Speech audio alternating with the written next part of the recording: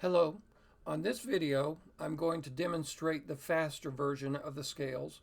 I'll be playing the scales at 96 beats per minute. If You'll notice that I'm playing my trigger trombone in this video, so I'll be using the trigger to play the scales. Uh, I In the other video with the slower version of the scales, I do play my non-trigger trombone, so if you need to see the scales played without a trigger, then watch that video. I'll be playing the scales in a different order than what they are on your sheet. I wanted to start with the concert B flat scale because it's the most common and most familiar. Then we'll do the E flat, the A flat, the C, the G, and F, and then finish up with the chromatic. After I play the scales, I would invite you to keep watching because I plan to give you some bonus material, some bonus pointers on how to be a better trombone player. And it kind of relates to the scales, but it does relate to the scales, but it really relates to just general trombone playing as well. So it'll help you with the etudes as well as the scales. But just give me a second to move over here away from the mic a little bit so that I can play the scales for you.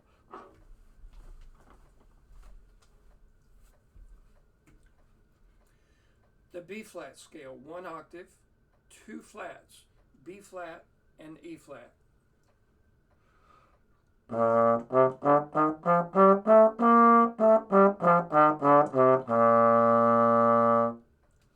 Next is the E flat scale, so we're adding a flat, B flat, E flat, and A flat. That's three flats. Now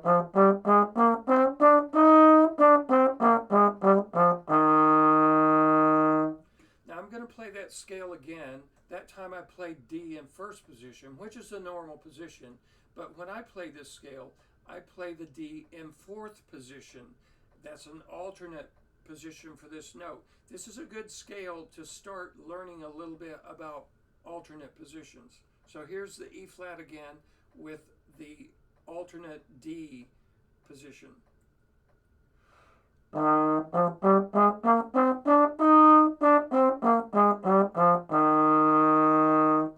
So it sounds the same, it's just I used a different position on that particular note. Okay, now we'll go to the A flat scale. So we're adding another flat, one octave, four flats, B flat, E flat, A flat, and D flat. And notice on your sheet, this scale has a D flat at the end, the whole note at the end. That's incorrect. You should end on an A flat. It's the A flat scale.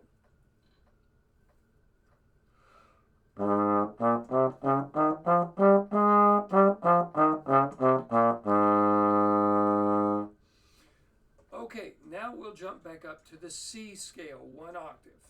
The C scale has no flats in it, so don't play B flat. You have to play B natural in fourth position. Here's the C scale, one octave.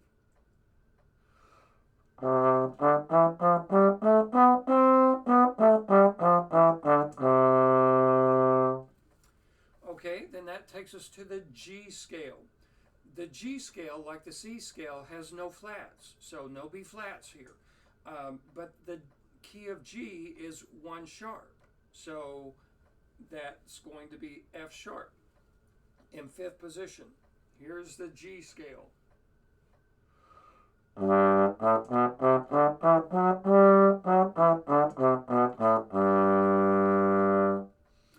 Okay, then the only two octave scale that you have to play is the F major scale, which goes back to having a flat, one flat, B flat in it. Also, the F scale starts way down on low F, way down there. Okay, so here, and it goes to the F two ledger lines above the bass clef. Here's the F scale, two octaves.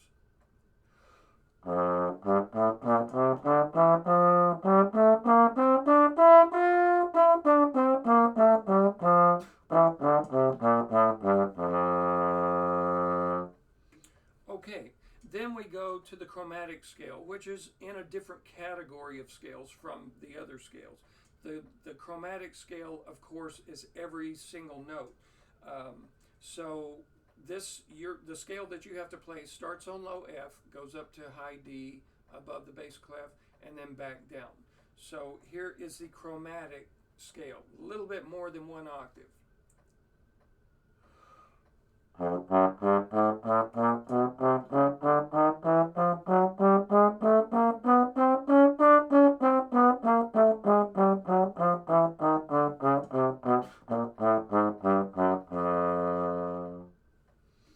Okay, so that concludes the playing scale playing portion of the video. Now I'll talk about those things that I talked about before, and I'm talking about these because as a private trombone teacher, and actually former band director as well, I I have found that there are certain problems that young trombone players tend to have, and one of those problems is distinguishing second position and third position. We talked about the key signatures before each scale, and that's a part of this. But the problem notes tend to be our E natural versus E flat, or A natural versus A flat. Which do you play when, and where are those played exactly? In my estimation, it usually comes down to one of three problems. The first problem that happens with some people is they just don't really get the scale, or the key signature. They just don't know whether they're supposed to be playing an E flat or an E natural. So you have to know that. You have to know which note you're supposed to be playing according to the key signature. And then the second problem is a lot of students don't really play second position in the correct place. The third is a lot of students kind of invent this position between second and third position that they use for everything. And none of these are correct. You have to know what notes you're supposed to play. You have to put the positions in the slide position in the correct place, and you can't be making up positions. It just doesn't exist. So how do we fix these things? First of all, I kind of talked a little bit more about the first one. How do you fix the first one? You just have to take some time and energy to understand key signatures and scales. If you don't understand, ask somebody. Ask somebody to explain it to you. But it's a pretty easy fix. You just have to know.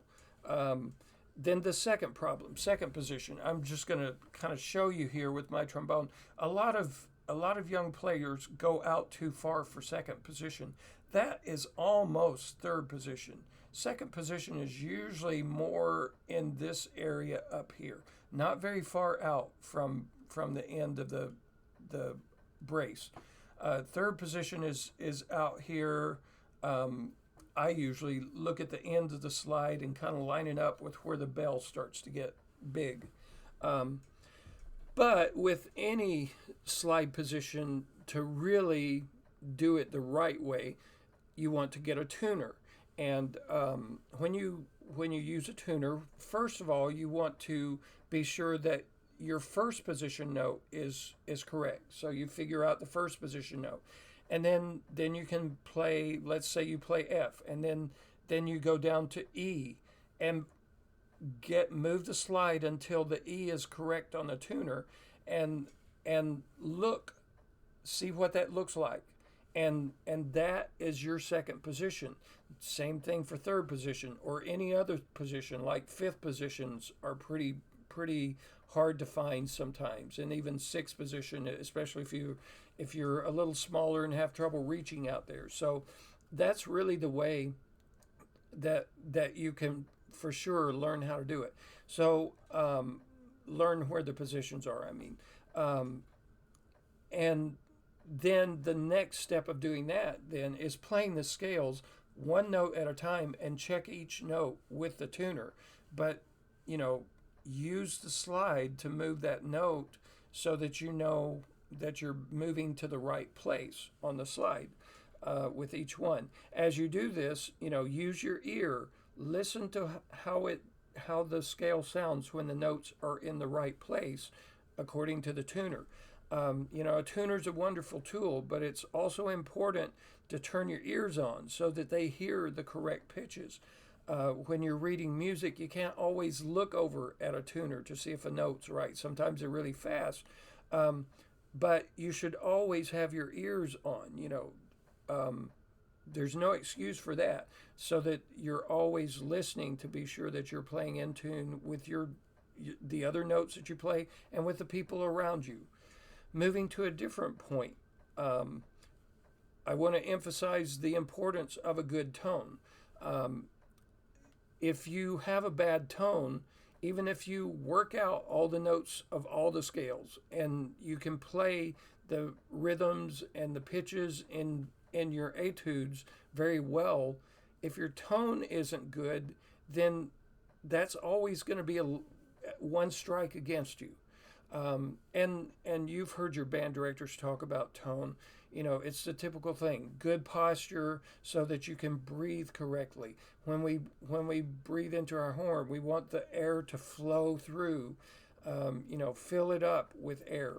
We want to keep our mouth. Don't close your teeth. You know, have your mouth open. Oh, you know, think those kind of syllables while you're playing. Don't vocalize them, but you know, have your mouth as open as it can be and still have a good embouchure.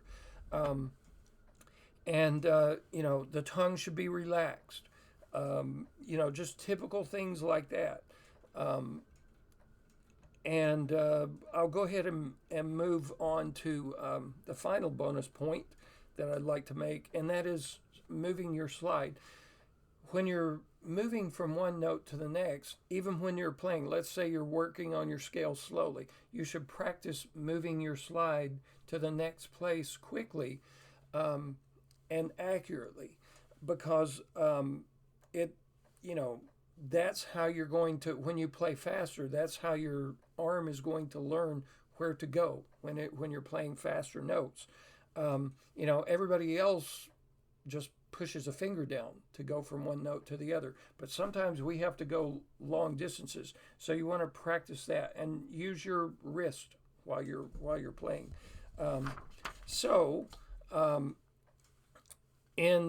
You know, just to conclude this, if you've watched to this point and learned some of these extra pointers, let me congratulate you. That tells me you're truly interested in being the best that you can be.